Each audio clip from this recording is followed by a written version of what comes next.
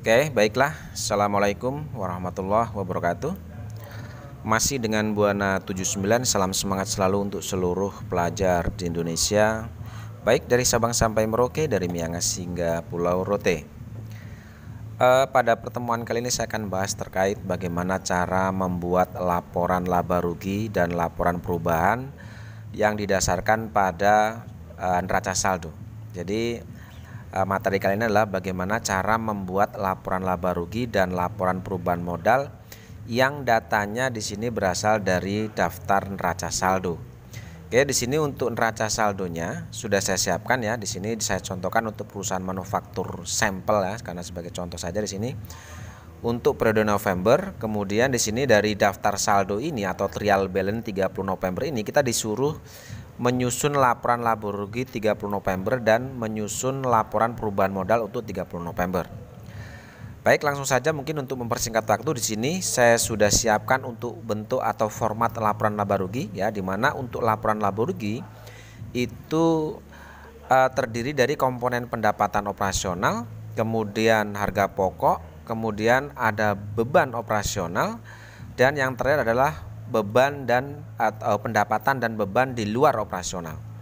Nah, komponen-komponen terkait pembuatan laporan laba rugi di daftar neraca saldo ini itu adalah komponen atau akun yang dimulai dari kode 4. Berarti yang ini.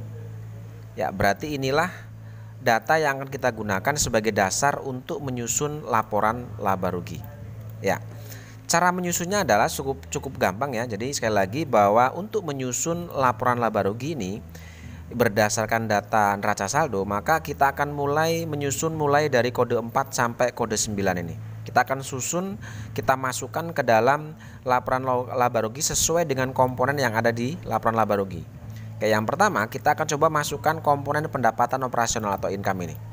Oke, bahwa untuk income atau pendapatan operasional itu adalah akun yang kode akunnya adalah dimulai dari kode 4. Berarti yang ini. Ini adalah akun-akun yang masuk dalam kategori pendapatan operasional. Ada sales of merchandise, ada freight collected, ada sales discount, dan ada late fees collected. Nah, komponen ini kita masukkan ke sini. Atau nama-nama akun tersebut kita masukkan ke sini. Oke, seperti ini. Lalu kemudian kita ambil saldonya. Berarti yang ini saldonya. Oke, ada yang di debit, ada yang di kredit. Perhatikan. Saldo normal pendapatan itu adalah kredit. Oke, saldo normal pendapatan itu adalah kredit. Ternyata di sini ada saldo pendapatan yaitu di debit, yaitu untuk sales discount. Artinya sales discount ini adalah saldo kontra. Saldo kontra dalam proses penyusunan atau penjumlahan pendapatan maka dia akan sifatnya akan mengurangi. Oke, jadi kita masukkan di sini untuk sales of merchandise, freight collected, kemudian sales discount dan late fees collected. Nah, untuk sales discount kita gunakan tanda min sebagai tanda bahwa dia sifatnya mengurangi sales discount ya. Kita kasih dalam tanda kurung artinya nilai sales discount ini sifatnya mengurangi. Jadi untuk mencari berapa jumlah pendapatan kotor di sini kita ambil atau kita jumlahkan sales of merchandise ditambahkan freight collected dikurangi sales discount dan ditambah late fees collected. Oke, setelah saya jumlah di sini ketemulah nilai sebesar Rp388.380.000. Ini adalah jumlah pendapatan. Oke, komponen untuk kategori kode aku 4 selesai. Sekarang kita masukkan untuk komponen yang masuk dalam kategori harga pokok penjualan atau cost of sale ini. Untuk cost of sale kita ambil komponen akun yang kode awalnya adalah 5. Berarti yang ini. Oke, ya ada 3 akun, ada cost of sale, cost of goods sold, ada freight paid, dan ada manufacturing overhead cost. Kita masukkan ke sini untuk akun-akun yang masuk dalam kategori harga pokok yaitu kode akun 5 kita masukkan ke sini. Ya. Lalu kemudian setelah kita masukkan baru kita ambil nilai saldonya. Berarti yang ini ya, saldo normal harga pokok ada di sisi sebelah debit, kita masukkan di sini yang ada saldonya hanya 2 akun yaitu cost of goods sold dan freight paid. Kita masukkan ke sini nilai saldonya. Oke, kita masukkan. Baru kita jumlahkan. Oke, kita jumlahkan untuk harga pokok kita masukkan ke sini. Oke, setelah dijumlahkan ketemulah nilai Rp116.390.000. Oke, setelah kita mendapatkan komponen pendapatan dan harga pokok, maka untuk mengetahui berapa nilai laba kotor atau gross profitnya, jumlah pendapatan ini kita kurangkan dengan jumlah harga pokok, ya. Kita kurangkan, maka setelah saya kurangi didapatlah nilai sebesar Rp271.990.000. Inilah yang disebut dengan gross profit atau laba kotor. Nah, disebut kenapa laba kotor karena ini belum dikurangi dengan biaya-biaya operasional seperti itu. Oke, baru untuk mendapatkan berapa nilai laba bersih operasional, kita masukkan komponen beban operasional atau operating expense. Di mana untuk beban operasional di dalam daftar saldo itu adalah akun-akun yang dimulai dengan kode 6. Perhatikan kode 6, berarti yang ini. Oke, ini adalah akun-akun beban operasional, yaitu ada 1, 2, 3, 4, 5, 6, 7, 8, 10. Ada 10 akun ya yang masuk dalam kategori beban operasional. Kita masukkan semua ke sini. Seluruh beban-beban operasional itu kita masukkan. Oke, setelah itu, setelah kita masukkan akunnya, baru kita ambil saldonya. Yang ini berarti. Ya, yang ini ya 1.020.000 dan seterusnya. Ini kita masukkan ke sini, ke kolom pertama. Ya, seperti ini. Lalu setelah kita masukkan seluruh beban ini kita jumlahkan. Kita jumlahkan, kita letakkan di sebelah sini. Maka total biaya operasional di sini adalah Rp111.410.000. Oke, setelah kita mendapatkan komponen biaya operasional, maka untuk laba kotor atau gross profit ini kita kurangi dengan beban operasional. Kita letakkan di bawah sini, didapatlah nilai sebesar Rp160.580.000. Inilah laba bersih operasional atau disebut dengan laba bersih sementara. Kenapa disebut laba bersih sementara? Karena di sini masih ada komponen pendapatan dan beban di luar usaha yang belum kita masukkan. Oke, sekarang kita akan coba masukkan untuk komponen pendapatan dan beban operasional, pendapatan dan beban di luar operasional atau other income dan other expense. Kita masukkan dulu yang other income atau pendapatan di luar usaha. Kita lihat di sini untuk pendapatan di luar usaha itu adalah akun yang kodenya 8. Di sini hanya ada satu akun, yaitu interest income. Maka di sini kita masukkan saja interest income nilainya 950.000. Kita masukkan ke sini ya, beserta nilai saldonya sekalian kita masukkan.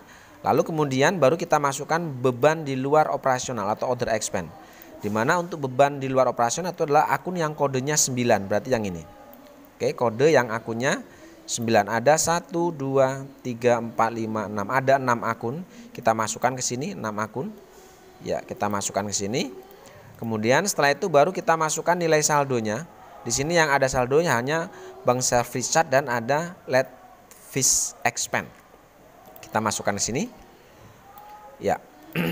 Kemudian baru kita akumulasi atau kita jumlahkan seluruh pendapatan ini dikurangi dengan beban di luar operasional ini atau pendapatan di luar operasional dikurangi dengan beban di luar operasional. Maka ketemulah di sini nilai sebesar 630.000. Ini adalah selisih pendapatan atau beban di luar usaha. Nah, selisihnya karena positif, maka nilai selisih pendapatan ini akan menambah laba bersih operasional atau laba bersih sementara.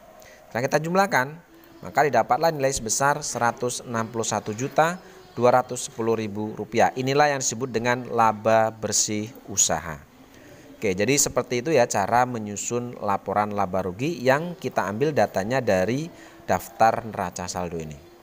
Oke, setelah itu baru kita akan coba susun ya sesuai dengan permintaan soal di sini adalah bahwa kita diminta untuk menyusun laporan laba rugi dan menyusun laporan perubahan modal.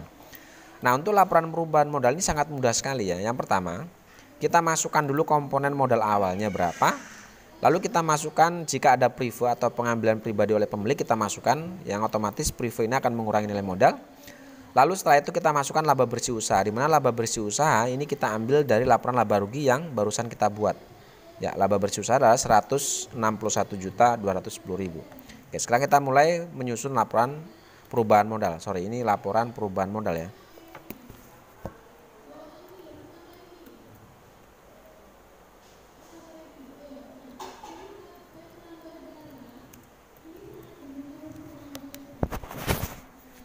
Oke, kita mulai masukkan pertama adalah komponen untuk modal awal.